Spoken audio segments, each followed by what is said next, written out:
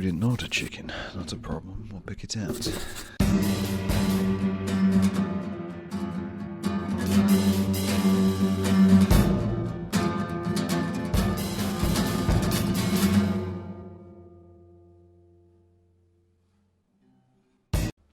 Sup kids, how are you doing today? I feel like it's been a while. Maybe it's because I filmed a bunch of stuff in advance. Maybe it's that.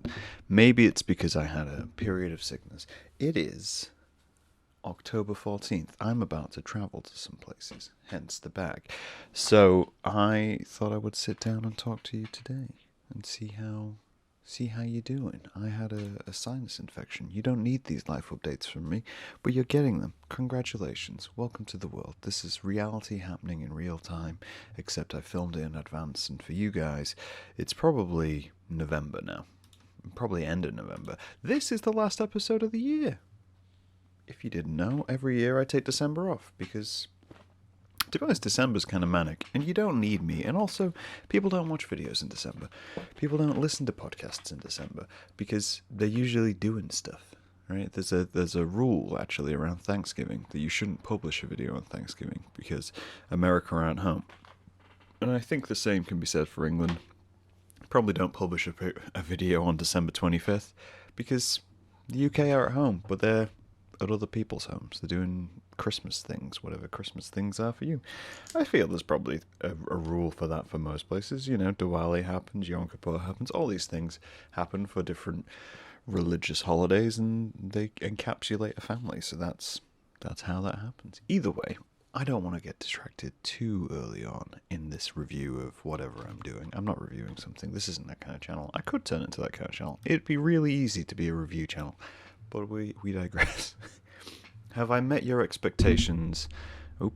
Have I met your expectations early on in the episode that you're still with me and going to watch past the 6-minute mark is the main question. Because I find, and this is the end of the year, right? This is the end of the year. And I feel like you need some context here.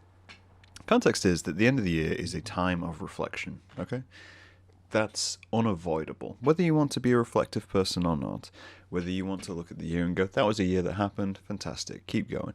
Or you want to look back and go, what did I accomplish this year? What did I do this year? How am I matching up to myself? Never compare yourself to other people, the year-wise, because people had different years to you.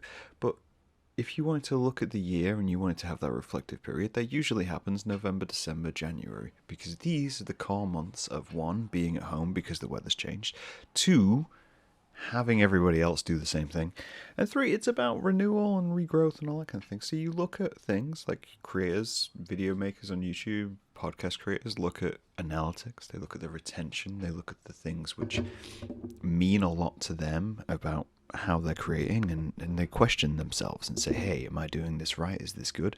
I look and go, hey, I gained 60 subscribers this year. That's fantastic. That is better than I thought of within the year. That's great. So thank you for joining us, by the way. What am I saying? So what I'm saying is that you can get to the end of the year and be somewhat, I guess, disappointed. You know, you can be reflective of that period and say to yourself, well, I didn't do much. I didn't create much, or I didn't achieve much. Maybe I felt a little stagnant through the year. Maybe I, felt a little locked in and needed to change. And that's fine too, because these are very valid feelings. But what I'm suggesting, or what I want to explore, is that sometimes what can seem like a bad thing is not necessarily a bad thing. It just seems that way whilst you're going through it, especially if it's a long-term thing. Okay? And I'm going to break down what it is. So the reason I thought of this, more context, you're going to add layers to this. The reason I thought of this was because the Joker 2 came out. Now, I'm a Batman fan. That's somewhat obvious from the trousers I'm wearing in this video, where I'm wearing Snoopy dressed as a bat. But I'm a Batman fan. So when Joker came out, the original film, most people thought I would watch it straight away. I didn't. I watched it this year. I watched it recently, in fact. I watched it about a month ago. And it was okay. Right? It was okay. It was fine. It was what it was, and that's what I expected it to be. Right? I'd seen so much hype about it. I love Joaquin Phoenix. I think he's a fantastic actor, and I think he did very well with the role. But people loved it when it came out, or they hated it when it came out. There was a divisiveness between the two sides. So when the second film was announced and said it was going to show, and I've been to go into the cinema a lot, I've been shown the trailer so many times.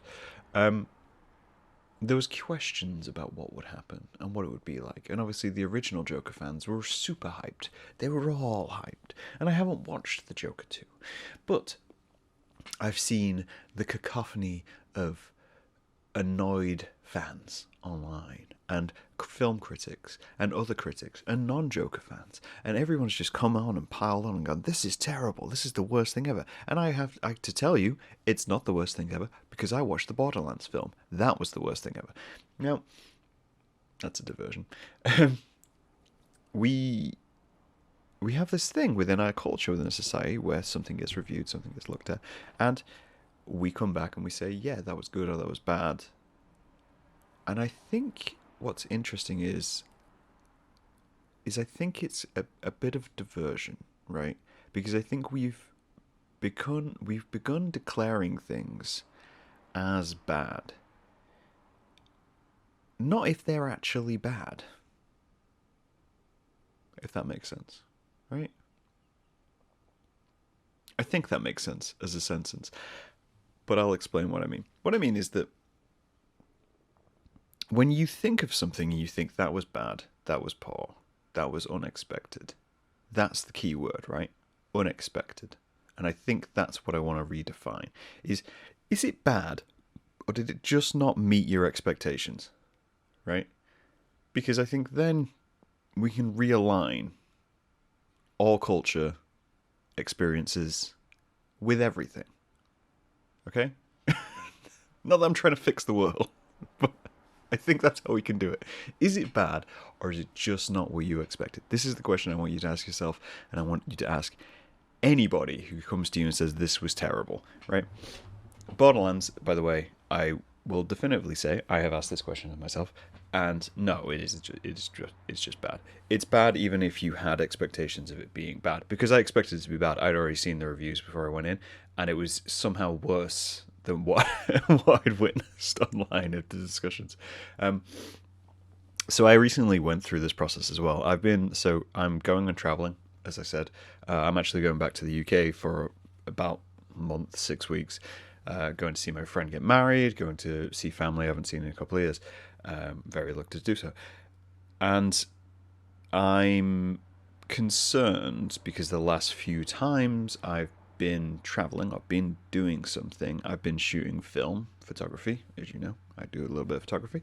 And the images haven't come out great due to issues mechanically, right? Mechanically, either with the camera or the film. There's a bunch of things which can go wrong with film photography. That's why I love it.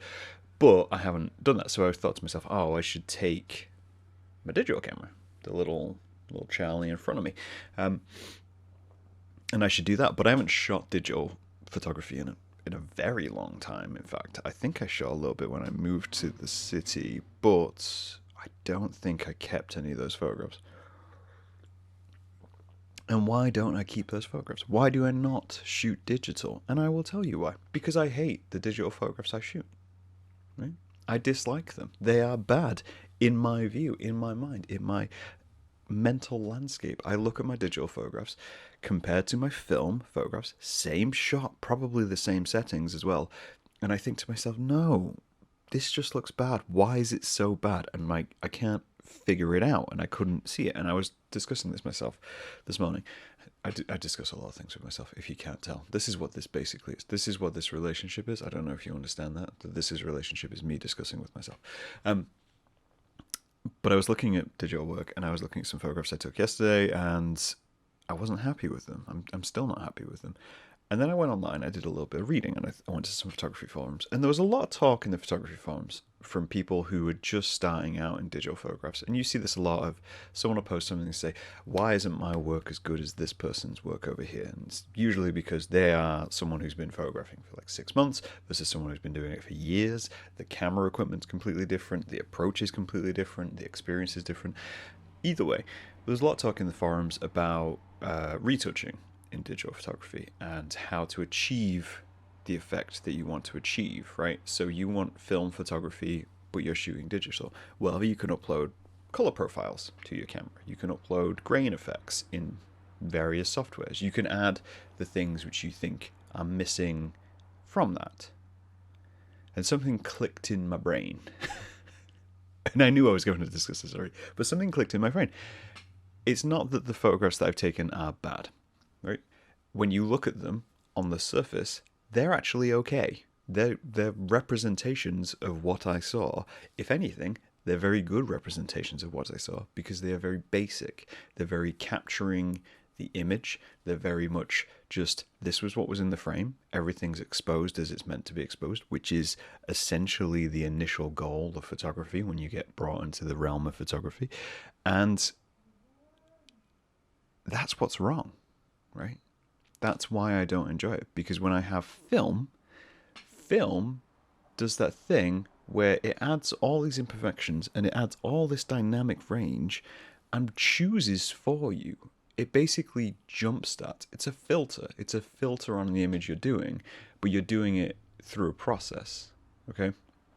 In the same way, when you use watercolor, when you're painting versus when you use something like acrylic, you can cheat, as I refer to it, you can cheat color blending. In acrylic, you have to blend the color, put it down. If you add, water to it, it dilutes the color, makes it less glossy. If you add a medium to it, you're still going to have to mix the color and then get it down on the paper. Watercolor, you put the color onto the page and water does the hard bit. Water does the chemical area where it's like, oh, you have two colors. Well, I'm going to blend that and I'm going to make a middle ground for you. Congratulations. Film does that. Film blends what you want it to blend. It finalizes the image. Digital photography is not built for that because that's not the intention and that's not the target audience either for digital photography. Digital photography is very much, they want to provide you with the most neutral image possible on a blank camera, which is a camera which hasn't been modified, and they want to provide you with a good solid image. So then you, as a photographer, as a creator, as an image person, can then modify that to be what you want it to be exactly. And those are two entirely different things. So I'm thinking of digital cameras and shooting digital photography as cool, I will take the photograph and I should do as much as I can in camera.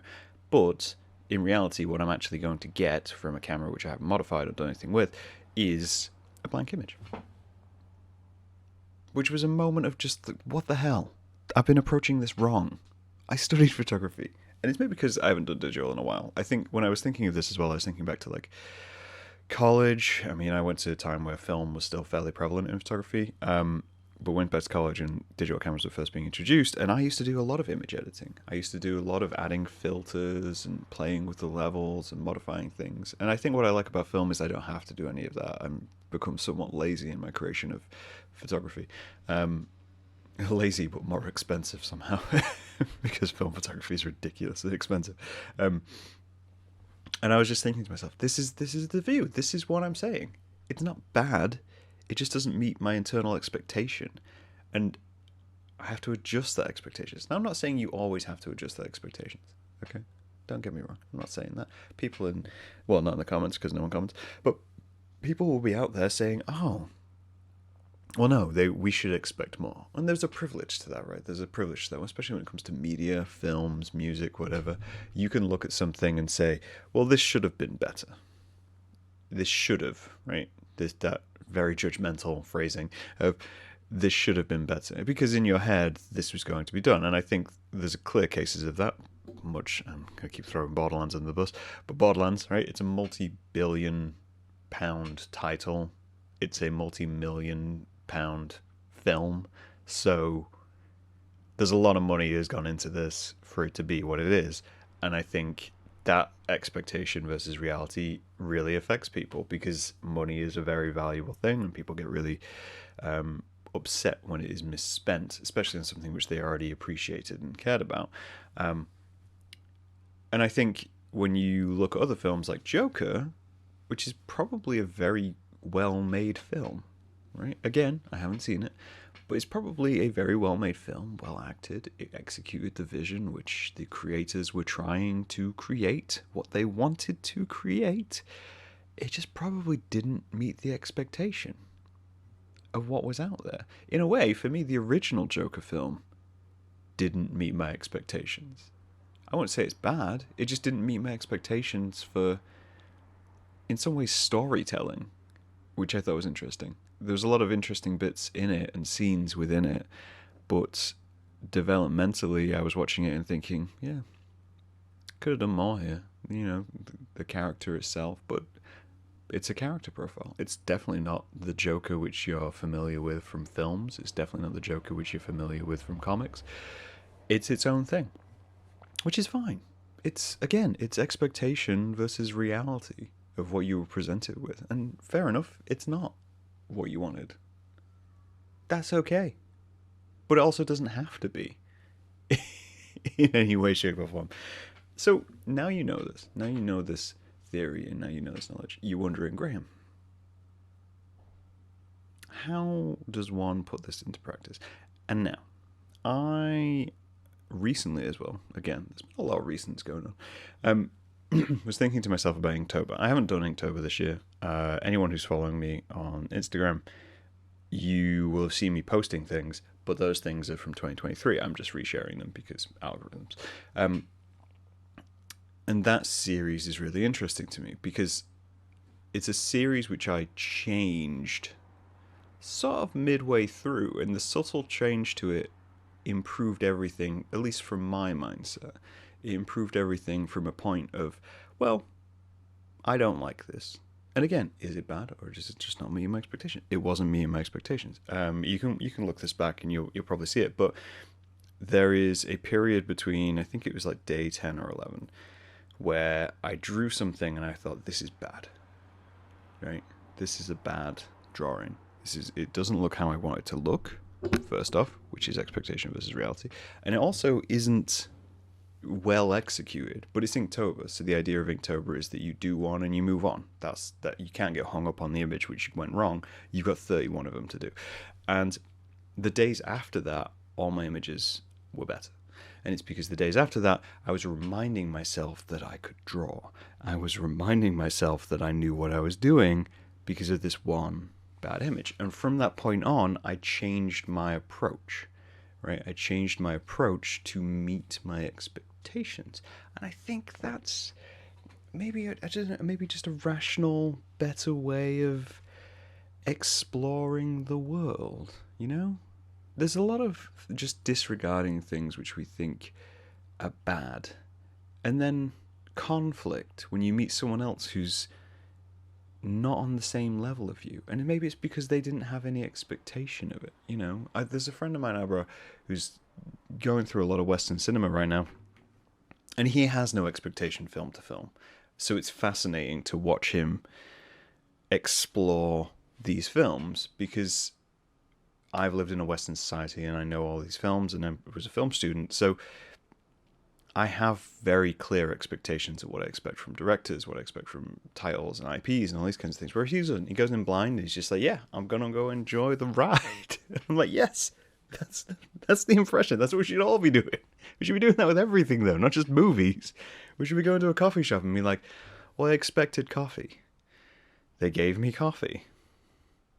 Was it bad coffee? That's a secondary question. That shouldn't, the transaction was there. I expected coffee. Did I expect to pay this much? No.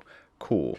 Is that bad that I paid this much? These are all separate questions to the fact that you went to a store and you got coffee. I was reading reviews online of just different restaurants. It's something which I do every so often. Because I'm not necessarily Google reviewer, but I do love photographs on Google.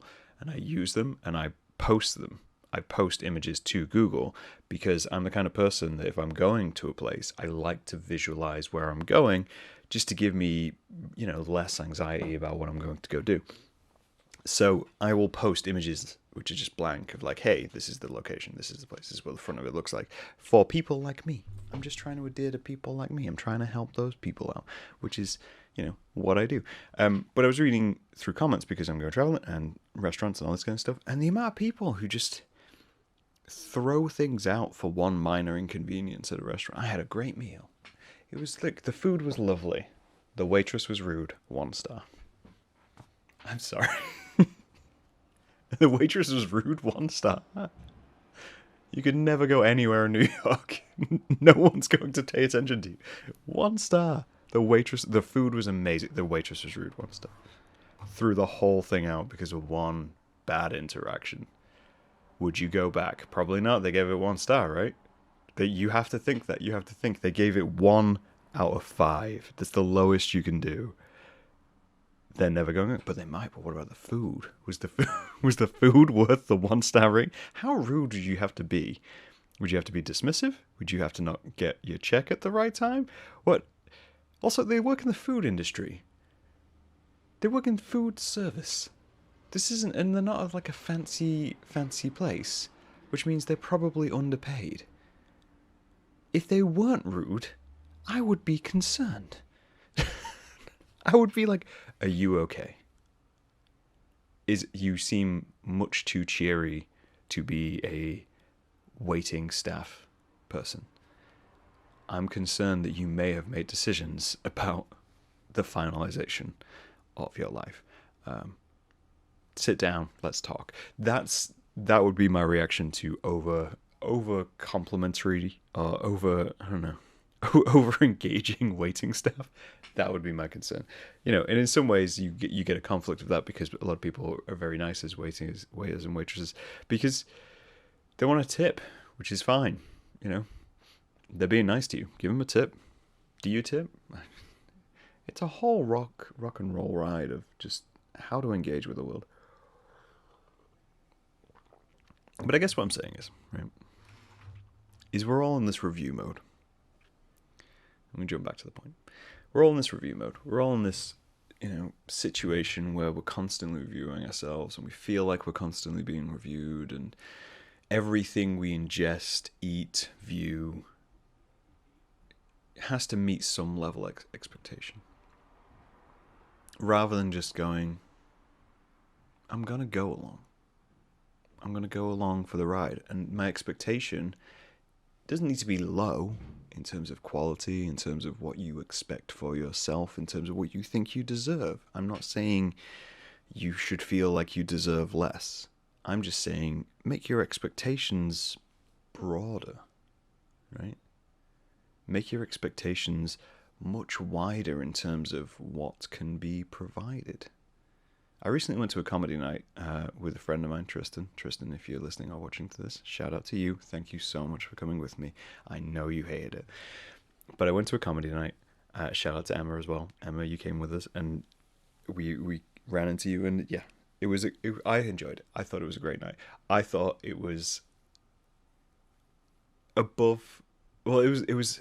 I don't know. It wasn't above my expectations. It actually didn't meet my expectations, but it took me on a different route to what I was expecting. We went to this comedy show. I was expecting it to be like a big room, seats, all this kind of stuff, general comedy fare, stage, chairs, this kind of deal. But what it was in the basement of a dive bar, and there was a room for about 10 to 12 people in this basement for people to sit. You were wall to wall, sat next to each other. There was 9 of us. There was about 9 people in this entire space. Some of those people were the comedians who were about to go on stage. I expected 3 or 4 comedians, and one of them was the headliner, someone who I follow. I thought, this is going to be great.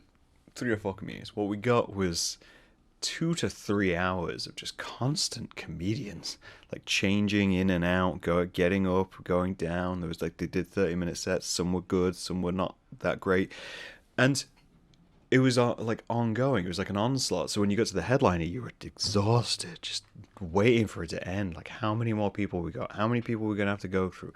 What is going on? And the headliner didn't do as well as he expected, and so he kind of turned on the crowd a little bit. Didn't know how to handle that situation, which was, yeah. It was, again, we weren't meeting his expectations of what he expected from a crowd. So he thought it was a bad set. And I'm sat going, no, it's just we're tired. This has been a whole whole rigmarole.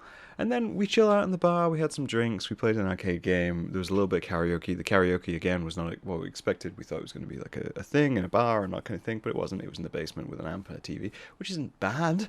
It's just not what we expected. And we reacted completely differently to it. The bad part of the night was that we had to get home, and getting home from Brooklyn to Jersey is a trial, okay? It's a trial. In the best of times, it's even more of a trial when it's 2:30 in the morning and the trains are cancelled. That was the bad part. That was the bit which was a trial to go through. The rest of the night wasn't my expectations, but it was a fantastic night. I enjoyed it thoroughly and enjoyed hanging out with my friends. What more could you want? What more could you get into when going to these things than just giving them the opportunity and not writing off everything you've done, experienced, seen? I think this is the energy which I want people to have. And I'm never upset when people don't have this, because I get it. You have time, money, life to spend. So you want those bits of life to be great.